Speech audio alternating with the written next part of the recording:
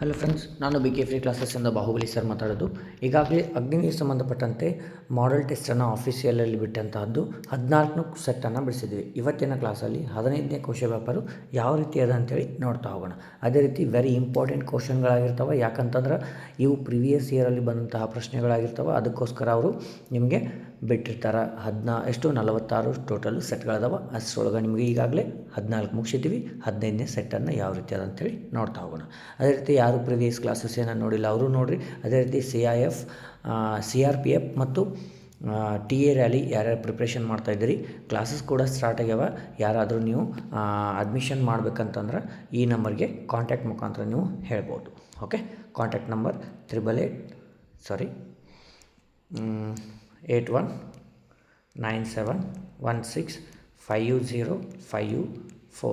ಇದು ನಿಮ್ದು ಏನಾಗತ್ತಪ್ಪ ಅಂತಂದ್ರೆ ಟೋಟಲು ನಿಮ್ಮದು ಹಾಸ್ಟೆಲು ಊಟದ್ದು ಎಲ್ಲ ವ್ಯವಸ್ಥೆ ಇರುತ್ತೆ. ಯಾರಾದರೂ ಬರಬೇಕಂದ್ರೆ ಕಾಲ್ ಮುಖಾಂತರ ನೀವು ಮಾಡಿ ನಾವು ಇನ್ಫಾರ್ಮೇಷನ್ ಕೇಳ್ಬೋದು. ಓಕೆ, ಲೇಟ್ ಮಾಡೋದು ಬೇಡ, ಸ್ಟಾರ್ಟ್ ಮಾಡೇ ಬಿಡೋಣ. ಓಕೆ, ಫಸ್ಟ್ GK ಸಂಬಂಧಪಟ್ಟಂತಹ ಕ್ವಶನನ್ನು ನೋಡಿರಿ.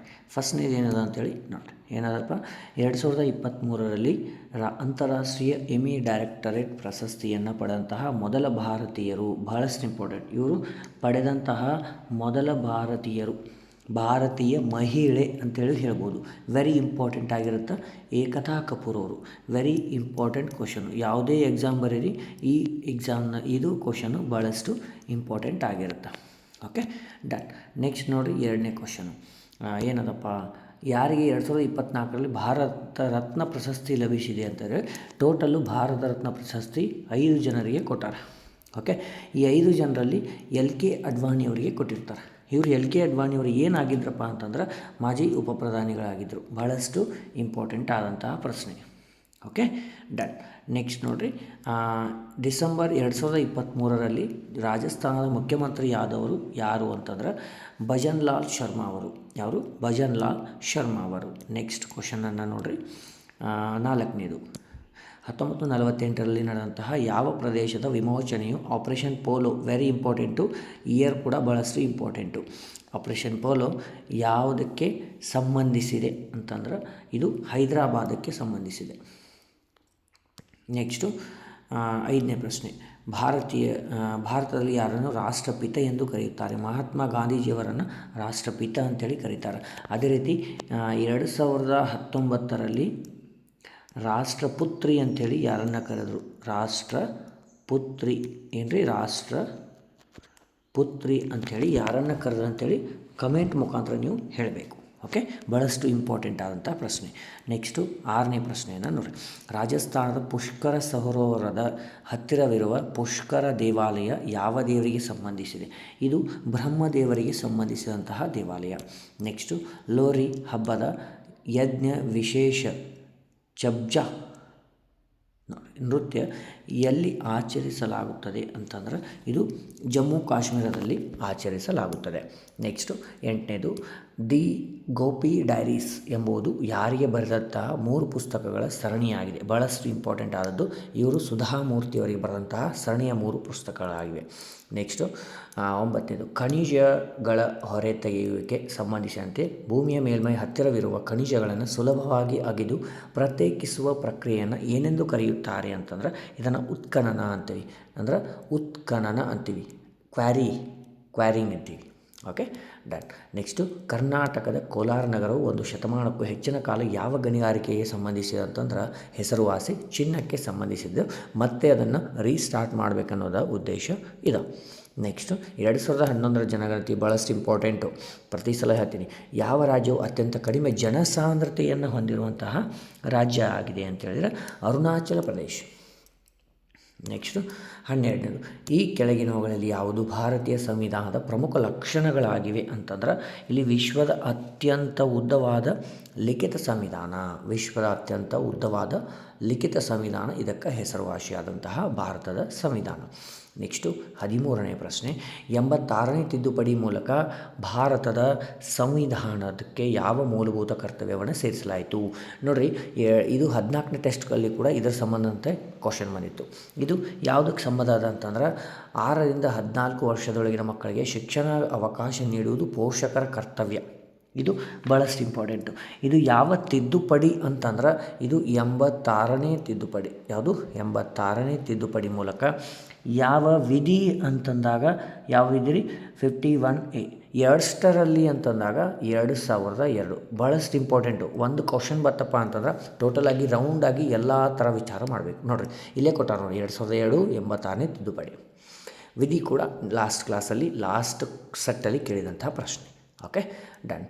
February 28, 2024 lieutenant general Anil Chauhan ಅವರು ಯಾವ ಹುದ್ದೆಯಲ್ಲಿದ್ದಾರೆ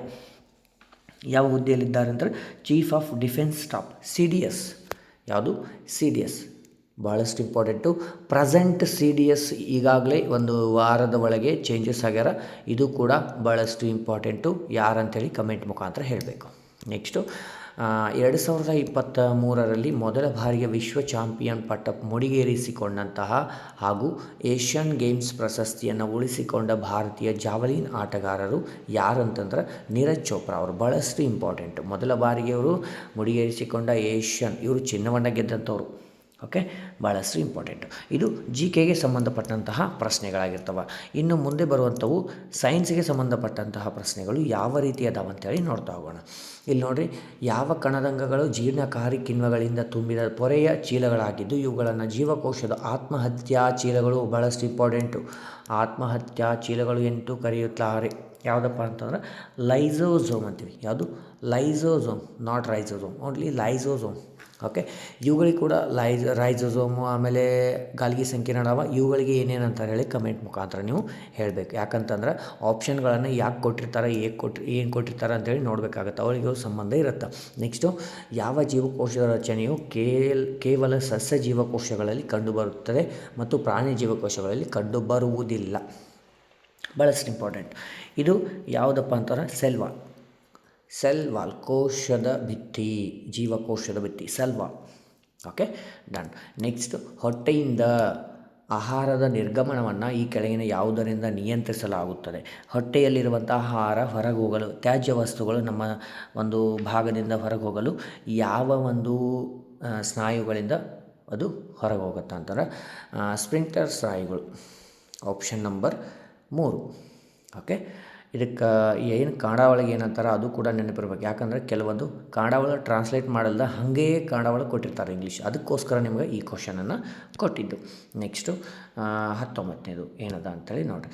ಯಾವ ಜೀವಕೋಶಗಳಲ್ಲಿ ಕಿಣ್ವದ ಪ್ರಕ್ರಿಯೆಯಲ್ಲಿ ಪೈರುವೇಟನ್ನು ಎಥೆನಾಲ್ ಮತ್ತು ಕಾರ್ಬನ್ ಡೈಆಕ್ಸೈಡ್ ಆಗಿ ಪರಿವರ್ತಿಸುತ್ತದೆ?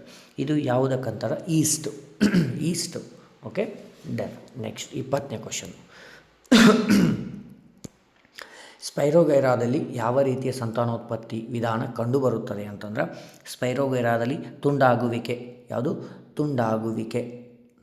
ಇದು ಎಲ್ಲಿ ಕಂಡುಬರುತ್ತೆ? ಸ್ಪೈರೋಗೈರಾದಲ್ಲಿ. ನೆಕ್ಸ್ಟು, ಯಾವುದು ಮೊಟ್ಟೆ ಇಡುವ ಪ್ರಾಣಿಗೆ ಉದಾಹರಣೆಯಾಗಿದೆ? ನೋಡಿ, ಬೆಕ್ಕು ಅಲ್ಲ, ಹಸು ಅಲ್ಲ, ಕಾಗೆ. ಇದು ಮೊಟ್ಟೆ ಇಡುವಂತಹ ಪಕ್ಷಿಯಾಗಿದೆ. Okay, done. ನೆಕ್ಸ್ಟು, ಯಾವುದು? ಕಳ್ಳಿ ಗಿಡದಲ್ಲಿ ದ್ವಿತೀಯ ಸಂಶ್ಲೇಷಣೆಯ ಸಾಮಾನ್ಯವಾಗಿ ಯಾವುದರ ಮೂಲಕ ನಡೆಯುತ್ತದೆ? ಭಾಳಷ್ಟು ಇಂಪಾರ್ಟೆಂಟು. ಯಾಕಂದ್ರೆ ದ್ವಿತೀಯ ಸಂಶ್ಲೇಷಣೆ ಬೇರೆ ಎಲ್ಲಿ ನಡೀತದ? ಒಂದೊಂದು ಗಿಡಗಳಲ್ಲಿ ಚೇಂಜ್, ಒಂದೇ ಇದು ಕಳ್ಳಿ ಗಿಡದಲ್ಲಿ ಚೇಂಜ್ ಆಗುತ್ತೆ. ಎಲ್ಲಿ ನಡೀತದೆ ಅಂದ್ರೆ ಕಾಂಡಗಳಲ್ಲಿ ನಡೆಯುತ್ತದೆ ಕಳ್ಳಿ ಗಿಡ. Okay, done. 23ನೇ ಪ್ರಶ್ನೆಯನ್ನು ನೋಡಿರಿ. ನೇರ ಹಳಿಯ ಮೇಲೆ ಚಲಿಸುವ ರೈಲು ಸಮಯದೊಂದಿಗೆ ಅಸಮಾನವಾಗಿ ವೇಗೋತ್ಕರ್ಷವಾಗುತ್ತದೆ. ಹಾಗಾದರೆ ಆ ರೈಲು ಯಾವ ರೀತಿಯ ವೇಗೋತ್ಕರ್ಷವನ್ನು ಅನುಭವಿಸುತ್ತದೆ ಅಂತಂದ್ರೆ ನೋಡಿರಿ, ಅಸಮವಾದ ವೇಗೋತ್ಕರ್ಷ ಅಂತಂದ್ರೆ ಅವರ ಕೊಟ್ಟಾರ ಕ್ವಶನ್ ಒಳಗೆ. ಯಾವುದು? ಅಸಮವಾದ ಅಂದ್ರೆ ಅನ್ಯೂನಿಫಾರ್ಮ್ ಆಕ್ಸಲೇಷನ್. ಕ್ವಶನ್ ಒಳಗೆ ಆನ್ಸರ್ ಅದ. ನೆಕ್ಸ್ಟು, ರಾಶಿ ಮತ್ತು ಜಡತ್ವದ ನಡುವಿನ ಸಂಬಂಧ ಹೇಗೆ ಸತ್ಯವಾಗಿದೆ? ಯಾವ ಹೇಳಿಕೆ ಸತ್ಯವಾಗಿದೆ ಅಂತಂದಾಗ ದ್ರವ್ಯಮಾನವು, ಯಾವುದು? ದ್ರವ್ಯ ಅಂದ್ರೆ ದ್ರವ್ಯರಾಶಿಯು ಜಡತ್ವದ ಒಂದು ಅಳತೆಯಾಗಿದೆ. ಏನ್ರಿ? ಜಡತ್ವದ ಒಂದು ಅಳತೆಯಾಗಿದೆ ಅಂಥೇಳಿ ಹೇಳ್ಬೋದು. ಜಡತ್ವದ ಒಂದು ಅಳತೆಯಾಗಿದೆ. Option number 4 is right. Next 25ನೇದು ನೋಡಿರಿ. ವಿಶ್ವವ್ಯಾಪಿ ಗುರುತ್ವಾಕರ್ಷಣ ನಿಯಮದ ಪ್ರಕಾರ ನಮ್ಮನ್ನು ಭೂಮಿ ಹಿಡಿದಿಟ್ಟುಕೊಳ್ಳುವ ಬಲ ಯಾವುದು ಅಂತಾರೆ? ಗುರುತ್ವಾಕರ್ಷಣ ಬಲ. ಯಾವುದು? ಗ್ರಾವಿಟೇಷನಲ್ ಫೋರ್ಸ್ ಅಂತೀವಿ. ನೆಕ್ಸ್ಟು 26ನೇ ಕ್ವಶನನ್ನು ನೋಡಿರಿ. ವಿದ್ಯುತ್ ಮಂಡಲದಲ್ಲಿ ಫ್ಯೂಸನ್ನು ಪ್ರಮುಖವಾಗಿ ಯಾವುದಕ್ಕಾಗಿ ವಿನ್ಯಾಸಗೊಳಿಸಲಾಗಿದೆ ಅಂತಂದಾಗ ಇದು ಅತಿಯಾದ ವಿದ್ಯುತ್ ಪ್ರವಾಹವನ್ನು ಹರಿವನ್ನು ತಡೆಯಲು, ಯಾವುದು ಅತಿಯಾದ ವಿದ್ಯುತ್ ಪ್ರವಾಹದ ಹರಿವನ್ನು ತಡೆಯಲು ಅಥವಾ ಸ್ಥಗಿತಗೊಳಿಸಲು ಫ್ಯೂಸನ್ನು ನಾವು ಮಾಡ್ತೀವಿ. ಈಗ ಯಾವುದಾದ್ರೂ ಒಂದು ಫ್ಯೂಸ್ ತೆಗೆದ್ರೆ ಕರೆಂಟ್ ಕಟ್ ಆಗುತ್ತೆ, ಆ ರೀತಿ. Okay, done. ತಾಪಮಾನ ಹೆಚ್ಚಾದಂತೆ ಘನ ವಸ್ತುಗಳಲ್ಲಿನ ಕಣಗಳ ಕಂಪನದ ವೇಗವನ್ನು ಹೆಚ್ಚಿಸುವ ಶಕ್ತಿ ಯಾವುದು ಅಂತಂದಾಗ ಯಾವುದ್ರಿ? ಚಲನ ಶಕ್ತಿ. Option number first is right. Okay, ಈ ರೀತಿ ಕ್ವಶನ್ಗಳು ನಿಮಗೆ ಸೈನ್ಸ್ ಮೇಲೆ ಭಾಳಷ್ಟು ಈ ರೀತಿ ಕ್ವಶನ್ಗಳು ಬರ್ತಾ ಇರ್ತವೆ. 28ನೇದು ಯಾವುದು ಚತುರ್ಪರಿಣಾಮ ಅಂದರೆ ಟೆಟ್ರಾ ಆಟೋಮಿಕ್ ಪರಮಾಣುಕತೆ ಹೊಂದಿದೆ ಅಂತಂದಾಗ ಇಲ್ಲಿ ಯಾವುದಪ್ಪ ಅಂತಂದರೆ ರಂಜಕ ಅಂತೀವಿ. ಇದು ರಂಜಕ, ಫಾಸ್ಫರಸ್.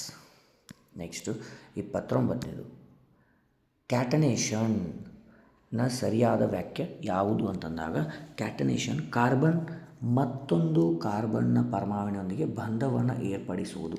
ಇದು ಅದರ ವ್ಯಾಖ್ಯೆ ಸರಿಯಾದಂಥದ್ದು. Okay, done. 30ನೇ ಕ್ವಶನ್ ಅತ್ಯಂತ ತಣ್ಯತೆ, ಡಕ್ಟೈಲ್ ಅಂತೀವಿ. ತಣ್ಯತೆ, ಕುಟ್ಯ. ತಣ್ಯ ಅಂದ್ರೆ ತಂತಿ ರೂಪದಲ್ಲಿ, ಕುಟ್ಯ ಅಂತಂದ್ರೆ ಏನಂತೀರಿ? ಅದು ತಗಡಿನ ರೂಪದಲ್ಲಿ ಆಗುವಂಥದ್ದು ಹೊಂದಿರುವಂತಹ ಲೋಹ ಯಾವುದು ಅಂತೇಳಿ?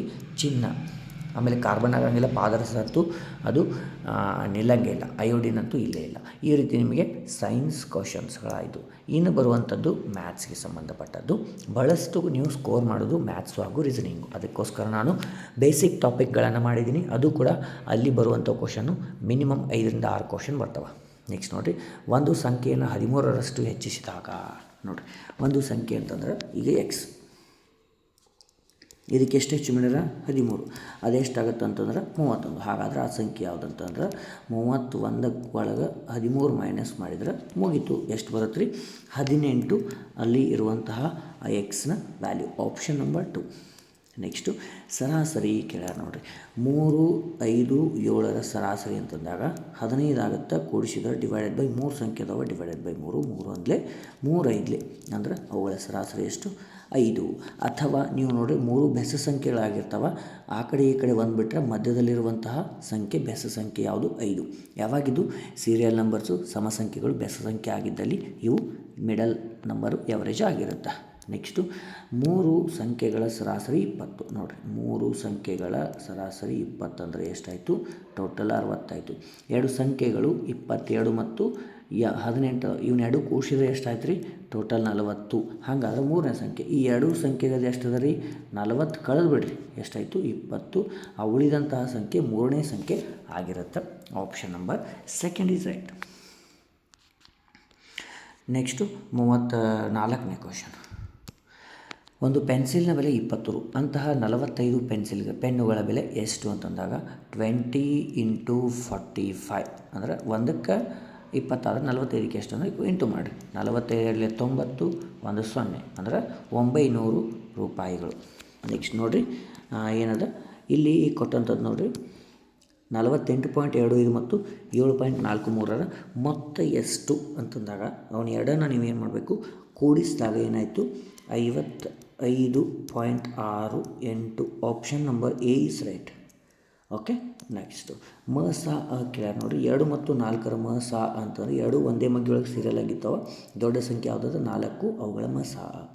ನೆಕ್ಸ್ಟು ಕೆಳಗಿನವುಗಳಲ್ಲಿ ಯಾವುದು ಪೂರ್ಣವರ್ಗ ಸಂಖ್ಯೆ? ಪೂರ್ಣವರ್ಗ ಸಂಖ್ಯೆ ಯಾವುದು ಅಲ್ಲ? ಕೊನೆಯವರೆಗೂ ಕ್ವಶನ್ ನೋಡಬೇಕು. ಯಾವುದು ಅಲ್ಲ ಅಂತಂದಾಗ 24 ಅಲ್ಲ. ಯಾಕಂದ್ರೆ 16 ಇದು 4ರ ಸ್ಕ್ವೇರ್ ಆಗುತ್ತೆ, ಹೌದಾ? 16 ಯಾವುದು? 4ರ ಸ್ಕ್ವೇರ್ ಆಗುತ್ತಿಲ್ಲ? ಎಸ್, 4ರ ವರ್ಗ ಸಂಖ್ಯೆ. 36 6ರ ವರ್ಗ ಸಂಖ್ಯೆ. ಆಮೇಲೆ 100 10ರ ವರ್ಗ ಸಂಖ್ಯೆ. ಅದಕ್ಕೆ ನಾವು ಸ್ಕ್ವೇರು ಕ್ಯೂಬು ಮಗ್ಗಿ ಬಂತಂದ್ರೆ ನೀವು 20 ಕ್ವಶನ್ನಲ್ಲಿ 15 ಆರಾಮ್ ಟಚ್ ಮಾಡ್ಬೋದು. 37 ಆದಮೇಲೆ 38 ಏನದ ನೋಡಿರಿ. 3/5 ಭಾಗ ಎಷ್ಟು ಶೇಕಡ ಅಂತಂದ್ರೆ 3/5 ಎಷ್ಟು ಶೇಕಡ ಅಂತಂದಾಗ ಇಂಟು 100 ಮಾಡ್ತೀವಿ. 5 1 5 2 10 ಅಂದ್ರೆ 0, 2 6 2 3 6 1 0 ಅಂದರೆ 60% ಈಸ್ ದಿ ಪರ್ಸೆಂಟೇಜಲ್ಲಿ ಸಮನಾಗಿರುತ್ತದೆ. ನೆಕ್ಸ್ಟು 20 ಮೊಟ್ಟೆಗಳಲ್ಲಿ 5 ಮೊಟ್ಟೆಗಳು ಏನಾಗ್ತವೆ? ಕೊಳೆತು ಹೋಗ್ತಾವೆ. ಉಳಿದದ್ದು ಎಷ್ಟು? 15 ಉಳಿತಾವೆ, ಹೌದಾ? 20 ಮೊಟ್ಟೆಗಳಲ್ಲಿ ಎಷ್ಟು ಉಳಿತಾವೆ? 5 ಖರಾಬ್ ಆಗ್ತವೆ. ಅವಾಗ ಏನಾಗ್ತವೆ? ಎಷ್ಟು ಭಾಗ ಕೊಳಿತಾವ ಅಂತಾರೆ ಇಂಟು ಪರ್ಸೆಂಟೇಜ್ ಒಳಗೆ ಕೇಳಾರ, ಶೇಕಡ ಕೇಳಾರ. ಈ 0 ಈ 0 2 1 2 5 ಅಂತಾರೆ ಎಷ್ಟಾಯಿತು? 5 25% ನಮ್ಮ ಹಾಳಾಗ್ಯಾವ ಅಂಥೇಳಿ. ಓಕೆ. ನೆಕ್ಸ್ಟು 40ನೇ ಕ್ವಶನ್. ಆಯತದ ಮೈದಾನದ 80 ಮೀಟರ್ ಉದ್ದ 60 ಮೀಟರ್ ಅಗಲ ಇದ್ದರೆ ಅವುಗಳ ಉದ್ದ ಮತ್ತು ಅಗಲದ ನಡುವಿನ ಅನುಪಾತ ಉದ್ದ 80 ಅದ, ಅಗಲ 60 ಅದ. ಈ 0 ಈ 0 2 3 2 4 4 ಅನುಪಾತ 3 ಆಪ್ಷನ್ ಈಸ್ ಎಲ್ಲದ ರೀ? ಓಕೆ ಓಕೆ ಓಕೆ ಅವ್ರು ಏನು ಕೇಳ್ಯಾರ ನೋಡಿರಿ, ಅಗಲ ಮತ್ತು ಉದ್ದದ ಅಂತಂದಾರೆ. ನಾವೇನು ಮಾಡಿವಿ ಈಗ ಉದ್ದ ಮತ್ತು ಅಗಲ ಮಾಡಿವಿ. ಅವ್ನು ಉಲ್ಟಾ ಕೇಳ್ಯಾನ, ಅಂದಾಗ ಎಷ್ಟಾಗುತ್ತೆ ರೀ? 3:4. ನೋಡಿರಿ ಕ್ವಶನ್ ಯಾವ ರೀತಿ ನಿಮ್ಗೆ ಸ್ವಲ್ಪ ಈಸಿ ಇರುತ್ತೆ, ಆದರೆ ಅಲ್ಲಿ ಉಲ್ಟಾ ಕೇಳಿಬಿಟ್ಟಿರ್ತಾನೆ. ಕೆಲವೊಂದು ಸಲ ಆನ್ಸರು ಉಲ್ಟಾ ಕೊಟ್ಟಿರ್ತಾನೆ, ಇದರೊಳಗೆ ಕೊಟ್ಟಿಲ್ಲ ಅಷ್ಟ. Okay done. 5 kg ಮತ್ತು 15 kg ನಡುವಿನ ಅನುಪಾತ ಕೇಳ್ಯಾರ.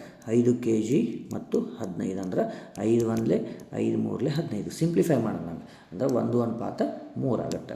ನೆಕ್ಸ್ಟು 42ನೇ, 3,000 ರೂಪಾಯಿಗಳಿಗೆ ಸಿಂಪಲ್ ಇಂಟ್ರೆಸ್ಟ್ ಕೇಳ್ಯಾರ. 3,000 ರೂಪಾಯಿಗೆ 10% ಎಷ್ಟು ವರ್ಷಕ್ಕೆ? 2 ವರ್ಷಕ್ಕೆ ಎಷ್ಟಾಗುತ್ತೆ? ಇದೊಂದು 0 ಇದೊಂದು 0 ಇದೊಂದು 3 2 6 1 2 0 ಅಂದರೆ 600 ರೂಪಾಯಿ ನಮ್ಮದು ಸರಳ ಬಡ್ಡಿ ಆಗುತ್ತೆ. ನೆಕ್ಸ್ಟ್ ನೋಡಿರಿ, 4 ಗಂಟೆಗಳಲ್ಲಿ 220 ಕಿಲೋಮೀಟರ್ ದೂರವನ್ನು ಕಾರಿನ ವೇಗ ಕಂಡುಹಿಡಿಯಿರಿ ಅಂತಂದಾರೆ.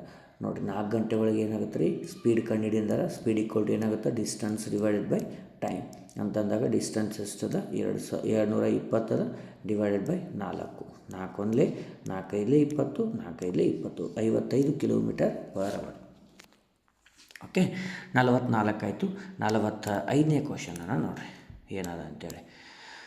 ಒಂದು ಚೌಕಾಕಾರದ ಕೊಠಡಿಯ ಸುತ್ತಳತೆ 40 ಸೆಂಟಿಮೀಟರ್. ಸುತ್ತಳತೆಯನ್ನು ಕೊಟ್ಟಿದ್ದಾರೆ ಅವರು. ಸುತ್ತಳತೆ ಅಂತಂದಾಗ ಚೌಕದ ಸುತ್ತಳತೆ ಫಾರ್ಮುಲಾ ಏನದ ರೀ? 4a. ಹಂಗಾದ್ರೆ ಅವರು ಒಂದು ಬಾಹುವಿನ ಉದ್ದ ಸುತ್ತಳತೆ 40 ಅದ, ಈ ಕಡೆ 4a ಅದ. ಅಂದ್ರೆ ನಮಗೆ ಇಲ್ಲೇ ಇಟ್ಕೊಂಡ್ರೆ ಈ ಕಡೆ 4 ಬಂದರೆ ಡಿವೈಡೆಡ್ ಬೈ ಆಗುತ್ತೆ. 4 1 4 10 ಅಂದ್ರೆ 10 ಸೆಂಟಿಮೀಟರ್ ಒಂದು ಬಾಹುವಿನ ಉದ್ದವಂತ ಹೇಳ್ಬೋದು. ನೆಕ್ಸ್ಟ್ ನೋಡಿ, ಒಂದು ನಿರ್ದಿಷ್ಟ ಬಿಂದುವಿನಿಂದ ಮೂಲಕ ಎಷ್ಟು ಸರಳ ರೇಖೆಗಳನ್ನು ಎಳೆಯಬಹುದು? ನೋಡಿರಿ, ಒಂದು ಬಿಂದು ಅದ, ಇದ್ರ ಮೂಲಕ ಎಷ್ಟು ಬೇಕಾದ್ರೆ ಸರಳ ರೇಖೆಗಳು ಎಳಿಬೋದಲ್ಲ. ಅಂದ್ರೆ ಎಷ್ಟು ಬೇಕಾದ್ರೆ, ಅದಕ್ಕೇನು ಕೌಂಟ್ ಇಲ್ಲ. ಅದಕ್ಕೇನಂದ್ರೆ ಅನಂತ, ಅಸಂಖ್ಯಾತ, ಇನ್ಫಿನಿಟಿ ಅಂತೀವಿ ನಾವು, ಇನ್ಫಿನಿಟಿ. Okay done. ಇವು ಮ್ಯಾಥ್ಸ್ಗೆ ಸಂಬಂಧಪಟ್ಟದ್ದಾದ್ರೆ ನೆಕ್ಸ್ಟು ರೀಸನಿಂಗ್ ಸಂಬಂಧಪಟ್ಟದ ಕ್ವಶನನ್ನು ನೋಡಿರಿ. ಇಲ್ಲಿ ಕೊಟ್ಟಂಥದ್ದು ಏನು? ಸ್ಪೆಲ್ಲಿಂಗನ್ನು ಅರೇಂಜ್ಮೆಂಟ್ ಮಾಡಬೇಕು. ಫಸ್ಟಿಗೆ ಸಿ ಬರುತ್ತೆ, ಅಂದರೆ 3ನೇದು. ಇದು 1 2 3 4. ಒಂದನೇ ಫಸ್ಟ್ 3ನೇದು ಬರುತ್ತೆ. 3 ಆದಮೇಲೆ ಸಿ ಆದಮೇಲೆ ಎಫ್ ಬರುತ್ತೆ, ಅಂದರೆ 3 ಆದಮೇಲೆ 1. 3 ಆದಮೇಲೆ 1 ಅಂದರೆ ಯಾವುದು ಅದ ರೀ? ಆಮೇಲೆ ನೋಡೋಣ, 3 ಆದಮೇಲೆ 1. ನೆಕ್ಸ್ಟ್ ಯಾವ್ದು ಬರುತ್ತೆ ರೀ? ಎಲ್ ಬರುತ್ತೆ, ಅಂದರೆ 4. 3 ಆದಮೇಲೆ 1 4. ಇಲ್ಲಿ ಯಾವುದೂ ಇಲ್ಲ, ಇಲ್ಲಿ ಇಲ್ಲ, ಇಲ್ಲಿ ಇಲ್ಲ. ಅಂದರೆ ಬರುವಂಥದ್ದು ಯಾವುದು? 3 1 4 2. Option number 4 is right. Okay done. ಇಲ್ಲಿ ಕೇಳ್ರಿ ನೆಕ್ಸ್ಟ್ ಕ್ವಶನ್ನು. ಈ ಸರಣಿಯಲ್ಲಿ ಕೊಟ್ಟಂಥದ್ದು ಬಲಬದಿಯಿಂದ 7ನೇ ಅಕ್ಷರ ಯಾವುದು? 1 2 3 4 5 6 7 ಅಂದರೆ ಜಿ 7ನೇ ಅಕ್ಷರ ಆಗೈತಿ. Okay next 48. ಗೇಟ್ ಎಂಬ ಪದವನ್ನು ನೋಡಿರಿ, GATE ಎಂಬ ಪದವನ್ನು 9 6 4 3 ಅಂತೇಳಿ ಬರ್ತಾರೆ. ಓಕೆ ನೆಕ್ಸ್ಟು TOMB ಟಾಮ್ ಎಂಬ ಪದವನ್ನು 8 7 ಅದ. ಓಕೆ 8 7 9 2. ಇಲ್ಲಿ ಕೇಳಿರುವಂಥದ್ದು ಏನು ಕೇಳ್ಯಾರಪ್ಪ ಅಂತಂದ್ರೆ ಟಿ ಎಂಬ ಪದವನ್ನು ಏನಂತ ಬರ್ತೀರಿ? ಟಿ ಅಂದರೆ ಎರಡು ಕಡೆ ಕಾಮನ್ ಅದ, ಹೌದಾ? ಕಾಮನ್ ಇದಕ್ಕೆ ಯಾವ ಥರ, ಇಲ್ಲ ಡಿಫ್ರೆಂಟ್ ಇದಕ್ಕೆ ಯಾವ ಥರ. ಇಲ್ಲಿ ಕಾಮನ್ ಅದ ಅಂತಾರೆ, ಇಲ್ಲಿ ನಂಬರ್ 2 ಕಾಮನ್ ಇರ್ತವೆ, ಅದೇ ನಮ್ದು ಆನ್ಸರ್ ಆಗಿರುತ್ತೆ. ಯಾವುದು? 9. ಇದು 48ನೇ ಪ್ರಶ್ನೆ. ಆದರೆ ಇದು 49ನೇ ಪ್ರಶ್ನೆ. ಒಂದು ತರಗತಿಯಲ್ಲಿ ಮೇಲಿನಿಂದ 32ನೇ ಸ್ಥಾನದಲ್ಲಿದ್ದು ಕೆಳಗಡೆಯಿಂದ 7ನೇ ಸ್ಥಾನದಲ್ಲಿದ್ದರೆ ಒಟ್ಟು ವಿದ್ಯಾರ್ಥಿಗಳು 2 ಕೂಡಿಸ್ಬೇಕು. ಅವಾಗೇನಾಯಿತು? 39 ಆಯಿತು. ಆವಾಗ ಒಬ್ಬೇ ವಿದ್ಯಾರ್ಥಿಯನ್ನು 2 ಸಲ ಕೌಂಟ್ ಮಾಡಿರ್ತೀವಿ, ಆವಾಗ -1 ಮಾಡಬೇಕು. ಆವಾಗ 38 ಒಟ್ಟು ಆ ಸಾಲಿನಲ್ಲಿರುವಂತಹ ವಿದ್ಯಾರ್ಥಿಗಳು. ಈಗ ನೆಕ್ಸ್ಟ್ ಕ್ವಶನನ್ನು ನೋಡಿರಿ. ಇಲ್ಲಿ ಒಂದು ಏನು ಕೊಟ್ಟಾರಪ್ಪ ಅಂದ್ರೆ ಸಿರೀಸ್ ಅದ, TWZCF ಕ್ವಶನ್ ಮಾರ್ಕ್. ಇಲ್ಲಿ ಬರುವಂಥದ್ದು ಯಾವುದಪ್ಪ ಅಂತೇಳಿ ಅವರು ಕೇಳಿರುವಂತಹ ಪ್ರಶ್ನೆ. ಫಸ್ಟಿಗೆ ಟಿ ಆದಮೇಲೆ ಎಷ್ಟು ಗ್ಯಾಪ್ ಅದಪ್ಪ ಅಂತಾರೆ? +3 ಅದ. W ಆದಮೇಲೆ XYZ, ಇಲ್ಲಿ ಕೂಡ 3 ಅದ. ಅಂದರೆ ಎಲ್ಲದಕ್ಕೂ 3 ಗ್ಯಾಪ್ ಅದ ಅಂತಂದ್ರೆ ಇದಕ್ಕೂ 3 ಗ್ಯಾಪ್ ಮಾಡಿ ಎಫ್ ಆದಮೇಲೆ ಯಾವ್ದು ಬರುತ್ತೆ? GHI ಬರುತ್ತೆ. ಯಾವುದು? I ಅಂದ್ರೆ ನೆಕ್ಸ್ಟ್ ಬರುವಂತಹ ಇದು I. ಸೊ ಈ ರೀತಿ ನಿಮ್ಮದು ಏನಪ್ಪ ಅಂತಂದ್ರೆ 15th ಪ್ರಶ್ನೆ ಏನು? 15ನೇ ಪ್ರಶ್ನೆಯ ಪತ್ರಿಕೆ ಆಗಿದೆ. 15ನೇ ಪ್ರಶ್ನೆ ಪತ್ರಿಕೆ ಆಗೈತಿ. ನೆಕ್ಸ್ಟ್ ಬರೋದು 16ನೇ ಕ್ವಶನ್ ಪೇಪರನ್ನು ನಿಮಗೆ ಸೊಲ್ಯೂಷನ್ ತರ್ತೀನಿ. ದಿನೇ ದಿನೇ ಕ್ವಶನ್ ಪೇಪರನ್ನು ನೋಡ್ತಾ ಹೋಗ್ರಿ. ಯಾಕಂತಂದ್ರೆ ನಿಮಗೆ 5ನೇ ತಾರೀಕು ಅದಾವ, 8ನೇ ತಾರೀಕು ಅದಾವ ಕ್ವಶನ್ಸು. ಯಾಕಂತಂದ್ರೆ ಈ ಮಾಡೆಲ್ ಟೆಸ್ಟ್ಗಳು ಎಲ್ಲದಕ್ಕೂ ಯೂಸ್ ಆಗ್ತಾವೆ. ಟ್ರೇಡ್ಸ್ಮೆನ್ನು JDಗೆ ಎಲ್ಲದಕ್ಕೂ ಯೂಸ್ ಆಗ್ತಾವೆ, 100% ಯೂಸ್ ಆಗ್ತಾವೆ. ಅದಕ್ಕೋಸ್ಕರ ಎಲ್ಲ ಕ್ವಶನ್ ಪೇಪರನ್ನು ಸಾಲ್ವ್ ಮಾಡಿರಿ. ಮತ್ತು ಅದೇ ರೀತಿ ಎಲ್ಲರಿಗೂ ಶೇರ್ ಮಾಡಿರಿ. ಅದೇ ರೀತಿ ಯಾರಾದರೂ ಅಡ್ಮಿಷನ್ ಮಾಡಂಗಿತ್ತಂದ್ರೆ ನೀವು ಕೂಡ 8197165054 ನಂಬರ್ಗೆ ನೀವು ಮೆಸೇಜ್ ಅಥವಾ ಕಾಲ್ ಮುಖಾಂತರ ಕೇಳಿ ಎನ್ಕ್ವೈರಿ ಮಾಡಿಕೊಂಡು ಇಂಟ್ರೆಸ್ಟ್ ಇದ್ದರೆ ಮಾಡ್ಬೋದು. Okay, done. ಮತ್ತೆ ಮುಂದಿನ ಕ್ಲಾಸಲ್ಲಿ ಭೇಟಿ ಆಗ್ತೀನಿ. ಜೈ ಹಿಂದ್.